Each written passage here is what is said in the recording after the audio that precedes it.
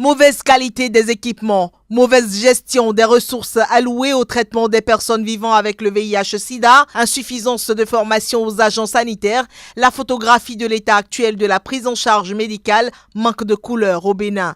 L'ONG Seradis et l'ANS tiennent leur dénonciation de l'Observatoire de veille pour l'accès aux services de santé. Au centre hospitalier départemental Oumé Plateau, l'appareil de numération des lymphocytes CD4 est en panne depuis 6 mois.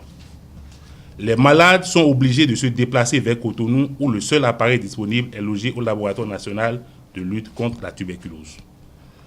Pour ne pas détraquer cette machine, le programme national de lutte contre la tuberculose impose un quota de 25 échantillons à ne pas dépasser à chaque visite. En dépit de cette dégradation de la prise en charge médicale des patients, l'Observatoire a révélé que le personnel psychosocial employé par Plan International Bénin n'est pas souvent disponible. Au centre hospitalier départemental de Lokossa, l'appareil de numération des CD4 est sur place mais non fonctionnel. Pour compléter ce sombre tableau, le compteur électrique a été retiré par la Société béninoise d'énergie électrique, plongeant le site dans le noir complet. Il a aussi été question d'analyse et de suggestions. Il urge donc pour le gouvernement du Bénin de prendre toutes les mesures idoines pour permettre une absorption des ressources.